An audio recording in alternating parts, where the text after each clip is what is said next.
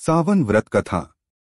किसी नगर में एक साहूकार रहता था, जिसके घर में धन की कमी नहीं थी, लेकिन उसे संतान सुख प्राप्त नहीं हुआ था, जिस कारण वह बहुत परेशान रहता था। पुत्र प्राप्ति की इच्छा से वह हर सोमवार व्रत भी रखता था और पूरी श्रद्धा के साथ शिव मंदिर जाकर भगवान शिव और पार्वती जी की आराधना करता था। उसकी भक्ति भाव से मां पार्वती प्रसन्न हो गईं और भगवान शिव से उस साहूकार की मनोरथ पूर्ण करने का आग्रह करने लगीं। पार्वती जी की इच्छा सुनकर भगवान शिव ने कहा कि हे पार्वती, इस संसार में हर प्राणी को उसके कर्मों का फल मिलता है और जिसके भाग्य में जो है उसे भोगना पड़ता है। लेकिन पार्वती जी ने साहूकार की भक्ति का मान रखने के लिए उसकी मनोकामना पूर्ण करने के लिए कहा। माता पार्वती के आग्रह पर शिवजी ने साहूकार को पुत्र प्राप्ति का वरदान दिया, लेकिन साथ ही यह भी कहा कि इस बालक की उम्र केवल 12 वर्ष ही होगी। माता पार्वती और भगवान शिव की बातचीत को साहूकार सुन रहा था, जिसे सुनकर न तो उसे कोई खुशी थी और न ही दुख। वह पहले की तरह ही शिवजी की पूजा करता रहा। कुछ समय के बाद साहूकार को पुत्र की प्राप्ति हुई। जब वह बालक 11 वर्ष का हुआ तो उसे पढ़ने के लिए काशी भेजा गया।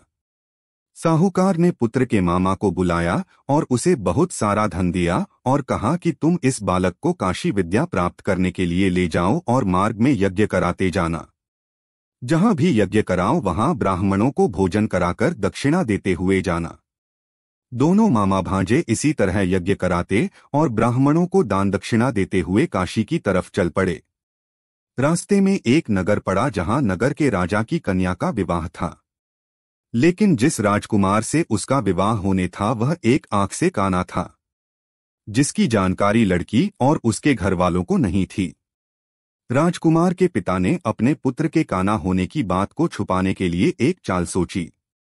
साहूकार के पुत्र को देखकर उसने सोचा कि क्यों न इस लड़के को ही दूल्हा बनाकर राजकुमारी से विवाह करा दिया जाए। विवाह के बाद इसको धन देकर विदा कर दूंगा और राजकुमारी को अपने नगर ले आऊंगा। उसने लड़के को दूल्हे के वस्त्र पहनाकर राजकुमारी से उसका विवाह करा दिया। लेकिन साहूकार का पुत्र ईमानदार था। उसने मौका पाकर राजकुमारी की चुन्नी पर लिख दिया कि तुम्हारा विवाह तो मेरे साथ हुआ है, लेकिन जिस राजकुमार के साथ तुम्हें भेजा जाएगा वह एक आंख से काना है। मैं तो काशी पढ़ने जा रहा हूं। राजकुमारी ने चुन्नी पर लिखी बात अपने माता पिता को बताई।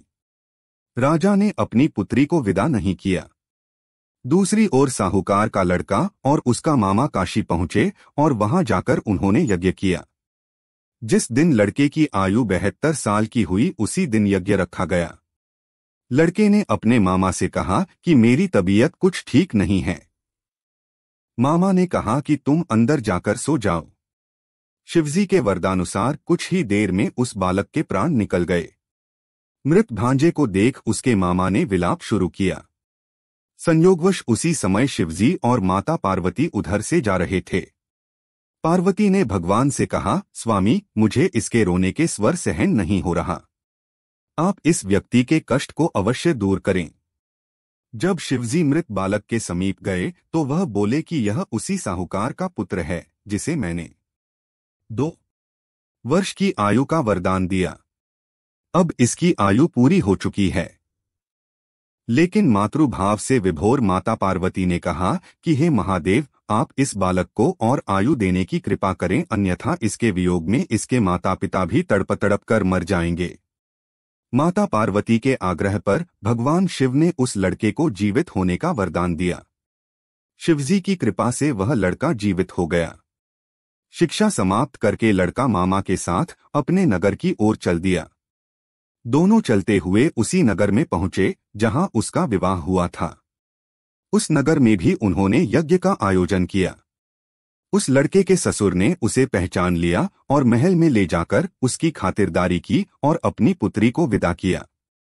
इधर साहूकार और उसकी पत्नी भूखे प्यासे रहकर बेटे के आने की प्रतीक्षा कर रहे थे।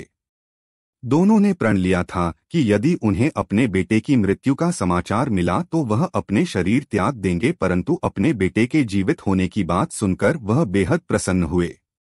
उसी रात भगवान शिव ने व्यापारी के सपने में आकर कहा, मैं तेरे सोमवार के व्रत करने और व्रत कथा सुनने से प्रसन्न होकर तेरे पुत्र को लंबी आयु प्रदान कर रहा हूँ।